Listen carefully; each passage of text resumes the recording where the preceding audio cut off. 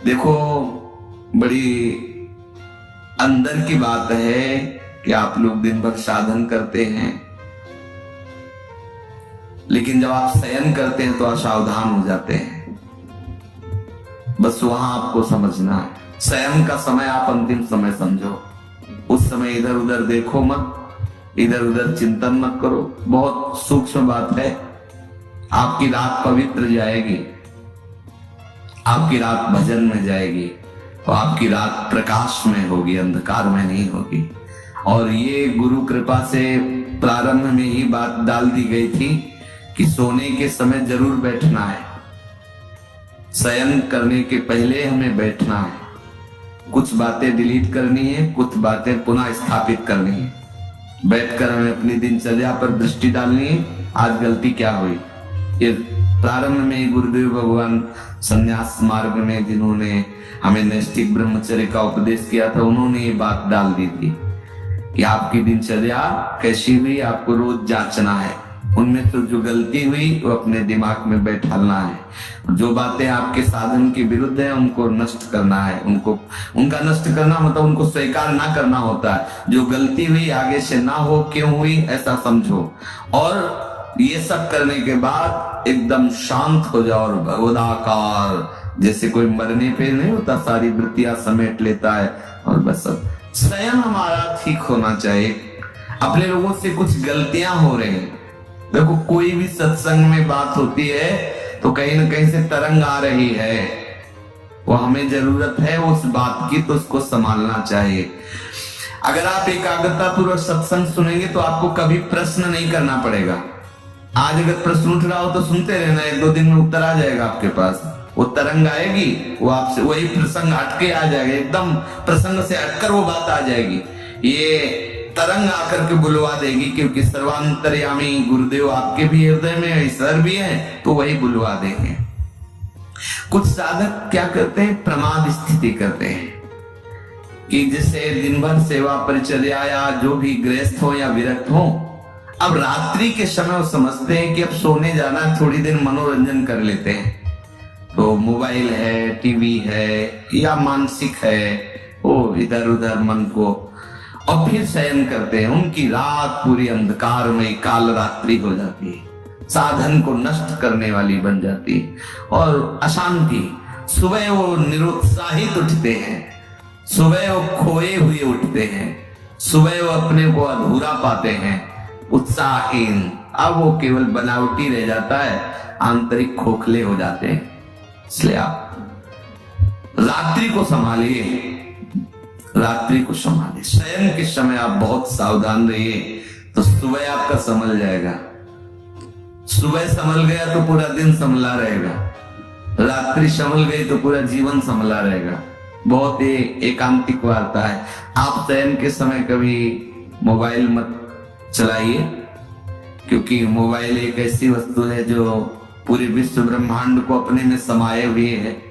वो गूगल क्या कहते हैं, जो भी सर्च करो सब उपस्थित कर देता है। बलिहारी ऐसी सिद्धि तो महात्माओं में भी कभी कभी नहीं होती थी, जैसी सिद्धि मोबाइल में है। नहीं, सर्च करो, हर विषय लो। महात्मा भी है तो एक सब विषय का थोड़ी वो सिद्ध होता है, वो तो भगवत विषय का सिद्ध होता है। और जो मोबाइल है वो हर विषय का सिद्ध है। आप किधर भी सर्च, बोले राधा कृपा तो राधा कृपा कटाक्ष शुरू कर देगा, और वहां से सत्संग तो राधा केल कुंज से सत्संग शुरू कर देगा। और कुछ भी तो और कुछ भी शुरू कर, जो चाहो। हाँ, हरि कृपा कछ दुर्लभ नहीं तो मोबाइल कृपा कछ दुर्लभ नहीं, जो चाहो सब। अब साधक तो वैसे ही, जो साधक का मन है वैसे ही, मतलब तूफान समझो। अब उसको एकांत मिला, शयन, दरवाजा बंद, बोले अब तो भजन करते हुए डूबना है, वो डूब गए। मोबाइल बहुत बड़ा सहयोगी भी है। जैसे हम गुरुजनों के वचन उसमें रखे हुए हैं, सत्संग, तो आप अगर मान लो बहिर्मुख हो रहे हैं और उस समय अब कुछ सत्संग अपने रखे जाते हैं कि ये सत्संग हमारे लिए औषधि, जैसे खांसी की अलग दवा, बुखार की अलग दवा होती ना, ऐसे ही अपने लोगों को भी अपनी डायरी में, जैसे ना कि जब साधक को काम सताए तो कौन से सूत्र चाहिए, वो अपने तय कर लेते हैं कि ये बात इसको नष्ट करने। जब साधक को क्रोध सताए तो कौन कौन से सूत्र, जब हमारे अंदर ऐसी, तो वो सब, तो वो चीजें एक अलग होती। तो मोबाइल मानो एक नई डायरी, उसमें आप अपना चयन कर सकते हैं कि 4 सत्संग शरणागति के हैं, 4 सत्संग ये वैराग्य के हैं, 4 सत्संग ये अनुराग के हैं। जब हमारा मन जहां विचलित हुआ तो ये हम सुन सकते हैं। तो अगर हम कुमार्गगामी प्रयोग करें तो बहुत बड़ा हमारे लिए हानिकारक है, और अगर सन्मार्ग में साधक के लिए वास्तुतः नहीं जरूरत है। अगर सही पूछो तो भगवत कृपा से नहीं जरूरत है। अब लौकिक के सब व्यवहार की तो बात अलग ही है, वो क्या जरूरत नहीं है, वो गुरु कृपा से अभी तक प्रयोग में नहीं आया, अभी तक पास नहीं है। अभी लोग अपना रखते हैं तो ये लोगों के लिए ही रखते हैं, अपना करो, जो उनसे बात करो।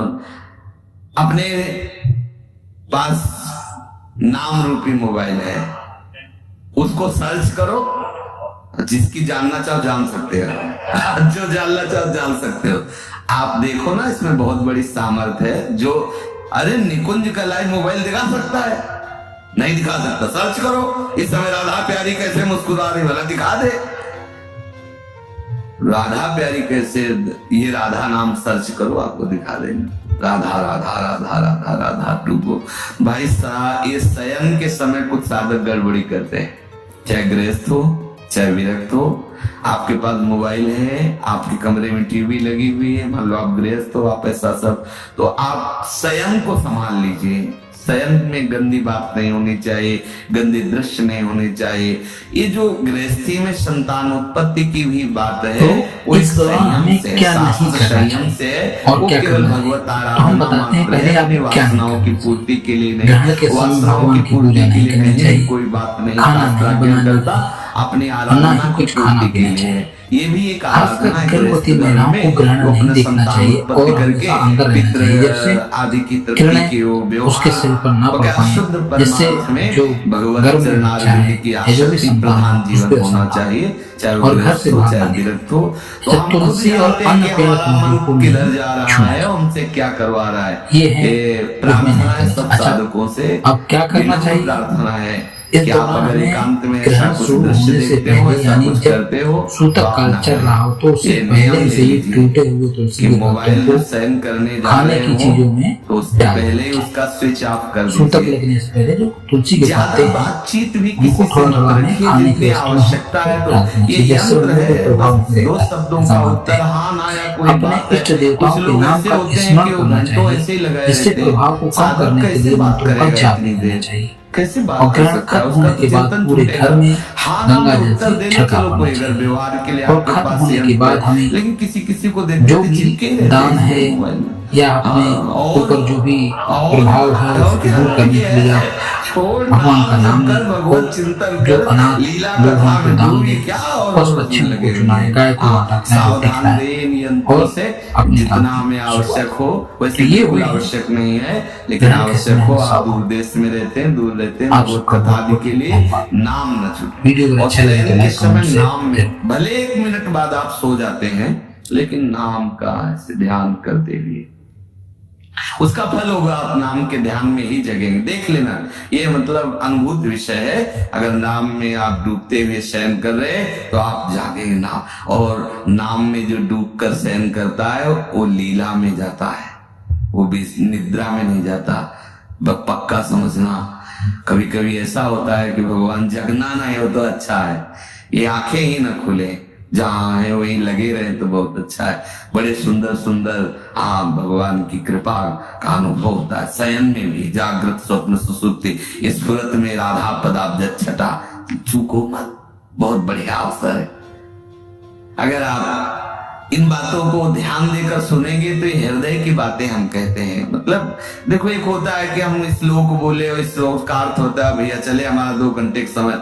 हमारा केवल यही उद्देश्य है, आप सुलझ जाओ, हम आप सुलझ करके अपने प्रभु के मार्ग में सच्चाई से चलें। सच्चाई से प्रभु को पुकारें और ये जीवन लाडली लाल के चरणों में अर्पित हो जाए। इतने उद्देश्य, अपने लोग ना विद्वान है और ना अपनी कोई दिनचर्या में हो कि वही प्रवचन करना है, अपने हृदय की बातें आपस में कर लेते हैं और सुलझ जाते हैं और प्रिया प्रीतम तक चलते हैं। बस बात इतनी है, यहाँ की जो चर्चा है ना, बस वो इतनी है कि हम आपस में समझें कि हमारी गलतियां कहाँ हो रही, हमारे भजन में त्रुटि कहाँ हो रही, हमारा भजन का जो प्रभाव है वो हम पे लागू क्यों नहीं हो रहा है। हम सावधानी पूर्वक अगर चले तो बहुत जल्दी हम परमानंद में डूब जाएंगे। ये जहां जहां हमारा मन जा रहा है वह वहां से हटाना होगा, हमें प्रिया प्रीतम के नाम बल से प्रिया प्रीतम में लगाना होगा। तो एक दिन ऐसा आएगा कि लग जाएगा, और जब लग जाएगा तो हटेगा नहीं। श्री राधा वल्लभ लाल।